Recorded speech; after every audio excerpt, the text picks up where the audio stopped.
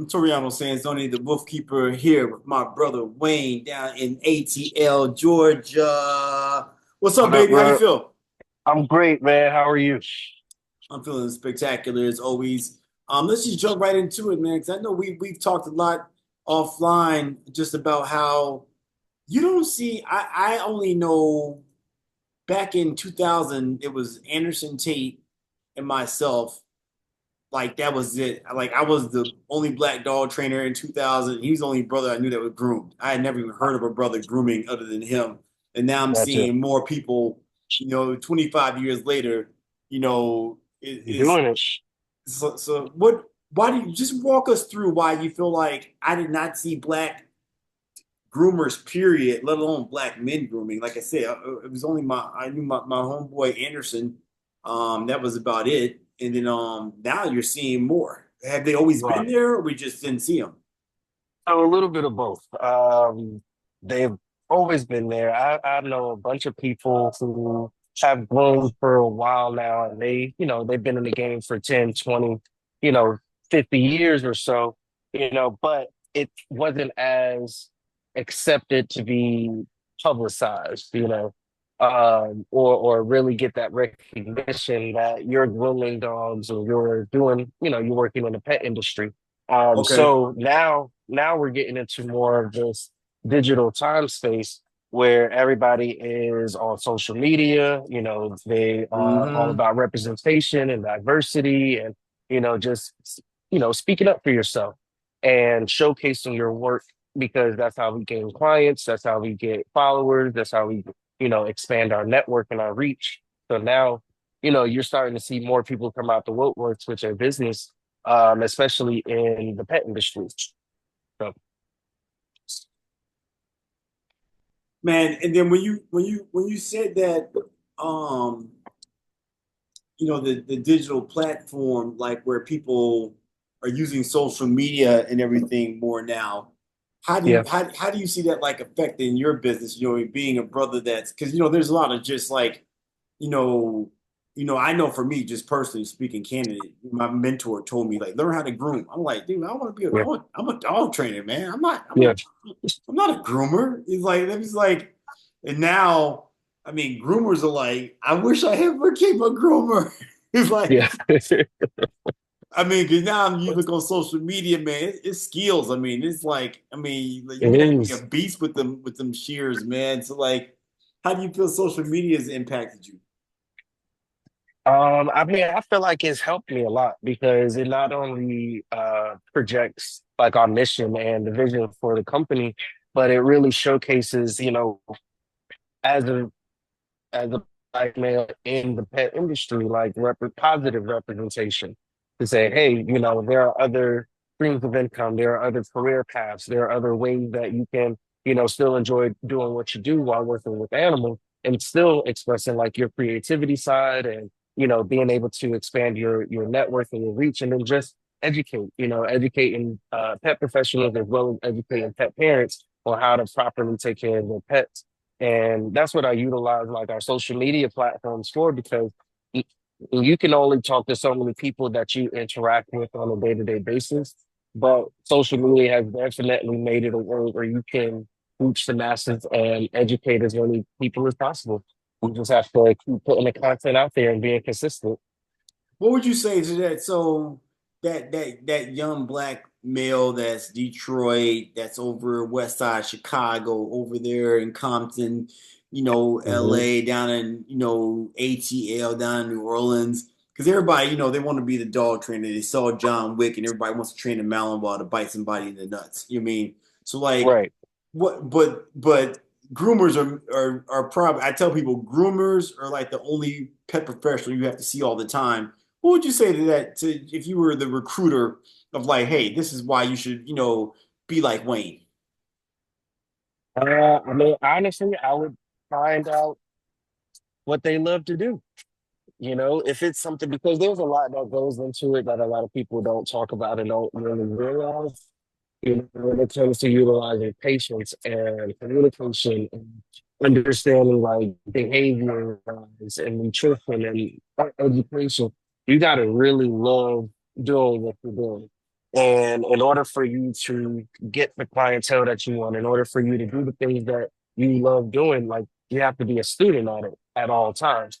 So humble yourself and say, hey, I don't know everything. I only know what I know, and I can teach you what I know. But be understanding that there's a lot that goes into it. So for the young man that's trying to find a path and trying to find a way, if the industry is your path, then start off by dog walking, start off by volunteering at a shelter, just making sure, that this is what you love doing. So you want to put yourself in the environment of doing so, and then eventually you can start to see which path you want to get into because there are hundreds of different paths in the pet industry. But if somebody's looking at me and saying, "Hey, I want to do what Lynn is doing," then at that point, find a mentor. You know, put yourself in the environment first and foremost because you need to make sure that this is what you enjoy doing. If you can get up every day and do this without a shadow of a doubt, without complaining, without saying, "Oh, I have to do this." No, wake up with something that you get to say, "I get to do this," and then that way, once you get into the mind frame of "I get to do this every day," and you enjoy doing it, then the rest is history. But if you're looking for something and just saying, "Hey, I want to do what he's doing in the tech industry," my first step is finding a mentor, finding somebody that will invest in you, because at that point your cup is empty. So you need somebody that's going to pour in your cup and make sure that you get the tools and resources you need to succeed. Man, you mentioned that there's more to this. You mean Yeah, because what can you just elaborate like when you say like there's more because like I want people to be in the pet industry. I wish that my mentor had really been like, no, you really should learn how to groom because had I've been grooming yeah, and dog training right now, I'd be completely smoking it. Because I say you guys like number one dog trainers because like yeah. you have an animal on a tape like what you're doing right now. I mean, like that's dog training on a whole nother level because you have to have a It level of, is. your energy exchange. But there's some things that are obvious that there's more to it, but for that person that's interested in getting involved in the industry, Mhm. what do you mean by like there's more to it? I mean, just the emotional intelligence part, and like again, like understanding the education of it all, because you have this outward appearance, like you said. People don't realize we are training the dogs while we're grooming the dog, right? Absolutely. So you already have this vision or the sight that, oh, all they're doing is just grooming dogs, all they're doing is just giving the dog a haircut. No, we're understanding the behavior, we're understanding if you got to make sure that they're comfortable. The dog just sitting here, just chilling. So Right. you got to make sure that they're comfortable. You got to make sure that you get all the little families. You understand, how the behavior is and things like that. What dogs they can be around, what dogs they can't be around, things like that. What their triggers are, because people don't realize, if you're not really honing in on keen in their what's the word I'm looking for, just understanding their behavioristics, like you know, you start cutting the nails, you might get bit. You try to explain something to the pet parent and you really don't know what to say. You don't have the confidence in it. You don't have patience when it comes to dealing with dogs that don't want to sit on the table and don't, they're not sitting still because all the dogs aren't as good as him, right? So you want to make sure that you have to understand there's more to it than just giving a dog a haircut. You have to understand different breeds and what breeds breed standard cuts, as well as what their fur textures and their fur types require, different shampoos that you have to go into, the That's a different lot. clippers. Wow. Yeah, different clippers, different lengths, different shears. There's so many different aspects that go into grooming a dog, and people don't realize that because all they see on the outside is just giving a dog a haircut and making them look nice. But Hey, once you really get into the dynamics of it, you learn a lot more. You realize you're just a student to the game. let me ask you this. You made me think of something. Number one, Uh, your beard is very well manicured. Do you or is that all you too? Does your skill yes, transfer yeah. over? A little bit, a little bit. I got to make sure that, I'm presentable as a Okay, business I owner, see you, right? man. I see So you, I man, make with sure, the you got to perfect keep it beard. more We stride. see you. We see you. Hey, so question for So, you. but yes. Uh-huh. So, how much, and for those that don't know, a brother in a barber shop, I've seen people get into fights over a line that's crooked. Like for real. Yeah. I've had barbers tell me like I was for real nervous. I was like fearing my life, like cutting someone's Yeah. hair because the will go berserk over crooked lines. You know what I'm Hey, saying? they get serious. Yeah, no, trust me. It If can your go up. hairline messed up, It can yeah. go up, right? How particular now are people with their pets with like proper grooming? Is it still oh, good job, or, you did my Mhm. haircut, or is it in the same lines of like people like women or guys get like bad bangs or bad lining? It depends on the pet parent, honestly. Some people are grateful that you're just giving their dog a haircut. And then there are those people who are extremely particular about, like, I've had clients give me whole like checklists. Like, I want an inch off here. I want a half an inch off here. I want three-quarters of an inch off here. I want this to be round. I want this to be tapered. I want this to be cut. I don't do this. Leave the eyebrows, leave the eyelashes, you know. Make sure you don't get too low around the general area, because you got to be careful with certain things like that. But I've gotten people who are extremely particular about their stuff, and I got other people who are like, just make them look cute, and I trust you. Just make them look cute, and I appreciate those people. Okay. But it's you deal with a lot of different personalities when you're in this field, and as you know, pet parents are they can be an interesting bunch of people. Absolutely. I want to go back into like into gender. Uh, Do you just have is there still like a lot of gender biases for men in general and then black men as far as being a groomer? there are honestly there. So grooming dogs is already looked at as a feminine type of career path. Um, there aren't a lot of males, or okay, there are males, but there aren't a lot of straight males when it comes to grooming dogs. So being a black straight male grooming dogs, you already have to basically prove yourself, essentially within the field because there aren't a lot of us. They don't see a lot of us, right? When they do see males, they usually see, males of other, you know. So, and then they see a lot of more women when it comes to working in the field. So it's just you when you find them, you kind of hold on to them because there aren't a lot of us, And but even in the sense, like what we have to do is really get people to trust us, get people Mhm. to know that we're educated, get people to know that we're dedicated to this. And honestly, it's just a craft that we just love doing because we want to hone in on our creative side.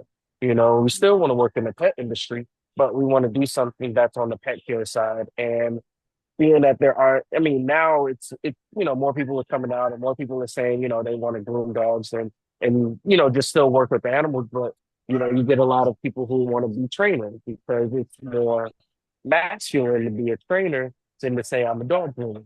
But when you have people who are representing positively as dog groomers, then it's like, oh, maybe being a dog groomer isn't so bad. But we are the few, the proud, you know. Yep. We just here, we just trying to make it work. But in the sense, I mean, we're all in this for the same goal. It's just, pet healthcare and just doing what's best for the pets. And I'm happy with where I'm at. I'm happy to be a positive representation of what, you can do within the pet industry as a male. For that person that's watching, they've been on the fence about starting their dog grooming company. Mhm. What can a person in their first year, um, if they've had a great mentor, they've gone to school, and in their first year, um, Gotcha. what do you think they could generate as far as income? I know it's all relative to a certain extent, but like if I did the right thing, I'm working real hard with my social media, my skills are great, I'm out there marketing and promoting.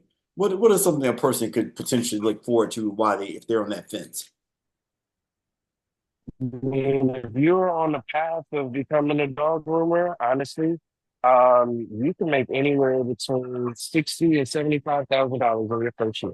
Wow. And that's off the strength of working hard, like growing constantly, improving in your skills, networking, understanding what your expenses are, budgeting correctly, knowing what your numbers are, how many dogs you have to do, and then pricing correctly as well is super important. But honestly, like Wow. when I was doing mobile grooming, we made we made anywhere between 500 to $800 a day, and that was just off of me doing maybe Wow. up to 4 or 5 dogs, and it was cool. That was dope.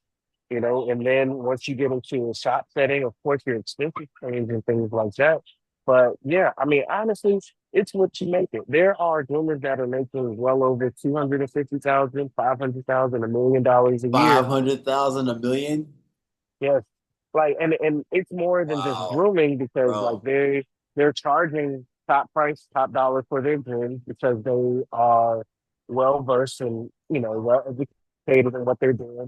But then they also position themselves to get advertisement deals and sponsorships, Woo. and they're bringing in money from other places rather than just grooming. And that's something that's super important is that when you are working in this field, yes, you may have to struggle a little bit, but honestly, it's one of those things where you still want to look into other ways and other means of creating secondary income and residual income elsewhere, because that's how you're going to continue to do what you love is when you're making Wow. money out there too. Wow. Let me Yeah, ask you, you just we're, maybe we're doing it. I have a fun fact question for you then. This is my Uh-huh. favorite breed that this is my next breed I'm gonna get. How much to groom an adult giant schnauzer? Depending on, so we charge by weight. So usually that might be between 150 to 175 or so. Like Wow. full grown, Full but we, groom, the yeah, fancy like cut with the little carpet 60, thing. 75 pounds. Yeah. Yeah. So I would say it'll be around between like 150, 175, and that'll include everything. So you get your toothbrush, gland expression, blueberry facial, ear clean, full body styling. And then we upgrade like their shampoos and conditioners for certain breeds as well. Now, a dog like that, how often should it be groomed? I usually tell everybody to get their dogs groomed every 4 weeks, 4 to 5 weeks. And with that, I mean, that helps out with training. It gets them desensitized to grooming. It also helps out with just making sure that they're not matted or tangled or anything like that. And it just helps out just making for a better grooming experience So I'm for saying them giant in general. schnauzer, we're talking every four. Yeah, I mean, any dog, any breed. I would say Anything. every 4 weeks. Yeah, So, and I they may mean, not need a haircut each time, but you can at least do the nails, give them a bath, brush them out, so stuff this like is interesting because a person needs to then really incorporate the that. grooming budget into like dog ownership, especially for like the ones that are easily Their mad. lifestyle. Wow. Absolutely. And that's why we try to really spread the message that for like poodles and beagles and dog shih tzus, dogs that um can grow to more than an inch or anything like that. Like you have to keep them on the schedule. It is paramount that they stay on the schedule just because you want to make sure that they're not tangled and matted. And Like you're we had being, this dog here today. yeah, The mom that's a was little like, Shih Tzu. Is that a Shih Tzu? he was 14. And That's a mom poodle? was like, yeah, mom was like, oh, I brushed him and I combed him out. So as soon as we got him, he was matted. And a lot of people don't Wow. realize what matted looks like. So we try to just educate as much as we can, because a lot of this is misinformation and miscommunication. So we want to do our part and educate the parents, especially because we want to attract our we want to attract our clientele. We want to attract our what's the word I'm looking for? It, yeah, we want to attract the clientele that we want for our visit, right? Our ideal clientele. So we want to make sure that we're getting the science check, keep on the schedule, brushing comb their dogs correctly, have the right tools. You know, the dogs are well behaved, clientele understanding of our policy, they understand things, and they communicate. Like so, we essentially are train clients as much as we train the dog. Wow, I love it. I love it. Before I let you go, Wayne, um, if a person is interested in you mentioned mentoring, do you offer any mentoring programs at all? I do. So we have so I do an internship program through Animal Behavioral College. So a lot of groomers they had a groomer that came in and you know needed to get their hours and some credits for their excuse me for their schools. And then we have another one that's back there and she's learning, how to groom and everything like that, but starting off on the bathing side because the baths are the most important part of the grooms anyway. So, we do have a mentorship program that's available. It's just a matter of reaching, you never know. And it goes from there. So if a person's interested, before I let you go, if a person's interested in finding out more about bringing your dog to you in ATL or finding out about your internship program, where can they find you? Mhm. They can reach out to us on Instagram at Happy Hearts Pet Care ATL on Instagram and Happy Hearts ATL on TikTok. And if they wanted to book an appointment, it's as easy as downloading our booking app at Happy Hearts Pet Care Services in store, and you'll see our purple heart, and we go from there. But if you do want to give us a call, just Google us as well. Our number is 404-904-9042. That is so awesome, sir, and I appreciate you. Thank you for your service, for just giving back to humanity in general. Because you're a veteran, also, correct? No, no, no. I have some in my family, but not me. Okay. Well, that's still serving, though. That's still. I feel like they Yeah, serve even more. Um, absolutely. so thank you for both your family service to our community, our country, and also too. But thank you for your service for the pets out there because a lot of pets, I Absolutely. mean, if they don't get groomed, I mean, matting can turn to other things. You all are the Yeah, top those dog things. trainers Yeah, because that is dog training on a whole nother level. So absolutely. I appreciate you all. Please share, like, and comment when you all see this. It is super important. We need more black male pet professionals, period, but let alone groomers. It is a skill Mhm. that you will not regret. My mentor told me that back 25 years ago. He said, learn how to groom and train. So I'm telling you Absolutely. all, go learn how to groom and train because groomers are the top trainers out there. It takes a whole other level of patience and skill set to be able to do what he's doing right now. That's training on a whole nother level. So For thank you sure. all. I'm Toriano Sanzoni, the Wolf Keeper. Thank you, Wayne. Thank you, Happy Hearts Pet Thank you. Care. And we will see you Absolutely. all We need soon. we need more males in the field. Let's do More males in it. the field. Thank you so much, sir. See you soon. Thank you. Have a great day. Thank you. Bye.